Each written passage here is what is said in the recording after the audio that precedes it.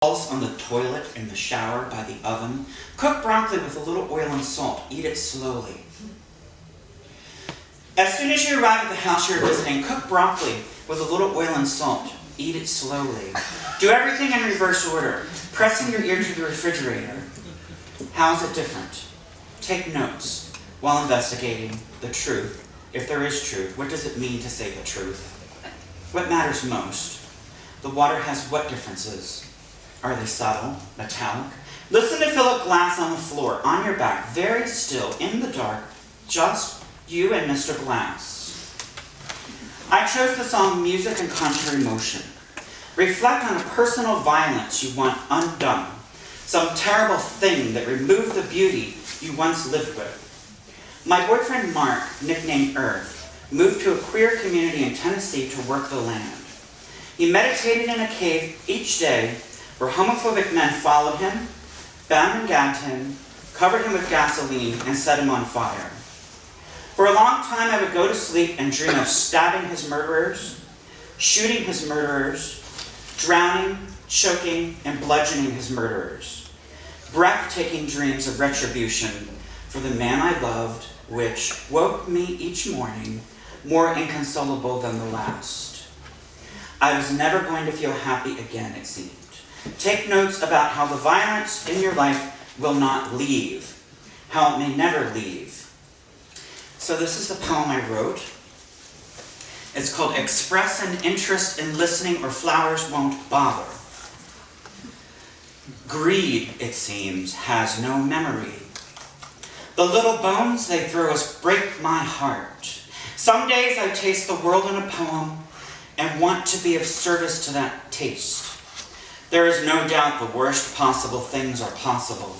An epic terrain of anger no one can move out of you. It's best to let flowers do the talking. They say right below your sentry to understand it. They say crying in private helps no one. They say touch a gill of light down there. They say an asterisk is the footnote to a lie. They say never use permanent in a sentence containing a noun. They say if dancing is prohibited, leave it once. I'm going to read just one more of these. This one was a lot of fun to do. The last one wasn't. I'm just going to read it. The exercise is titled Storm-Soaked Bread. Storm-Soaked Bread, and it's dedicated to my friend Julian Brolaski. Sit outside under shelter of a doorway, pavilion, or umbrella on a park bench, but somewhere outside where you can easily touch, smell, taste, feel the storm. Lean your face into the weather, face pointed up to the sky. Stay there for a bit with eyes closed while water fills the wells of your eyes. Come back into the shelter, properly baptized in the beauty of pure elements, and be quiet and sit still a few minutes. Take some preliminary notes about your surroundings. Try not to engage with others who might run to your shelter for cover. If they insist on talking, move. You are a poet with a storm to digest. This isn't time for small talk. You are not running from the storm, you are opening to it. You are in it. Stick a bare arm or foot into the storm. Let your skin take a meditative measure of wind and rain. If you are someone who ran from storms in the past, take time to examine the joys of the experience. Remind yourself you are a human being who is approximately 80% water. So what's the harm of a few drops on the outside? Set an empty cup in the storm. Hold a slice of bread in the storm. Then put a little salt and pepper on your storm-soaked bread, maybe some oregano and garlic. With deliberate slowness, chew your storm bread and drink the storm captured in your cup. Slowly. With a slowness foreign to you. Think the whole slow time of chewing and drinking, how this water has been in a cycle for millions of years, falling to earth, quenching horses, elephants, lizards, dinosaurs, humans. They pissed, they died, their water evaporated and gathered again into clouds to drizzle down and storm down into rivers, puddles, aqueducts, and ancient cupped hands. So the poem for this one is titled, One Day I Will Step from the Beauty Parlor and Enlist in the Frequency of Starlings. My favorite morning is not carrying a blood on sheets as yours or mine. A machine in your station rides me tracks to snacks, snacks to tracks. I feel very fortunate to know magic is real and poetry is real. You can see it in the writing if a belief in one is missing. A mouse eating the dead cat are longed for malfunction. I was born in Topeka, otherwise they would have never let me in. They circle away holding this place, opening, opening, opening up. I grope the tree down its root. If truth soothes, soothing was not truth's goal. My goal is to do what produces memory, as gentle as vicious can.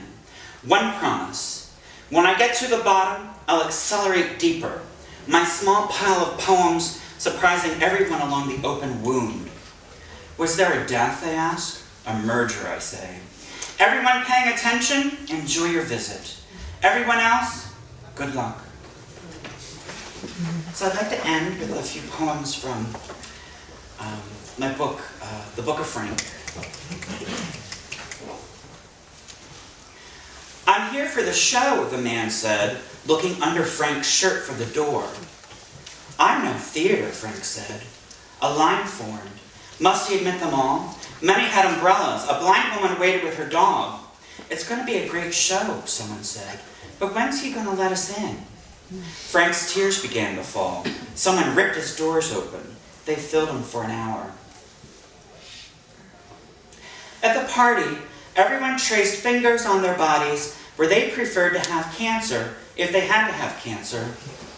The host asked Frank where he'd like to have his. What a question, Frank said. I'd like my cancer right here, and traced a circle on the host instead.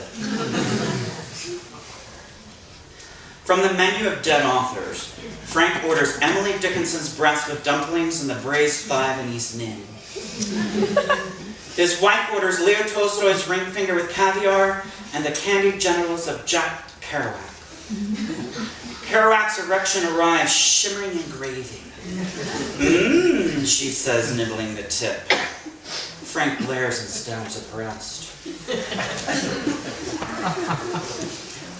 At the doctor's request, Frank stopped shaving the chair. In a month, it was the most comfortable chair in the house.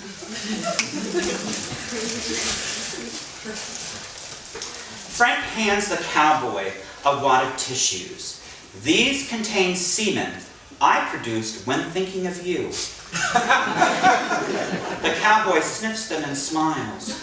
Thanks, Frank. I'll put them with the others. Is no one else sick of this paralysis of gravity? Frank asks. When I was a boy, I stepped into the sky, and I was a boy, not a surrealist. Part of the dream is that you accept your waking life as part of the dream. Pig says to Frank, this fence keeps you in your world. Frank says to Pig, this fence keeps you in your world. Pig says to Frank, this fence keeps you in your world. Frank says to Pig, this fence keeps you in your world. Pig says to Frank, this fence keeps you in your world. Thank you very much.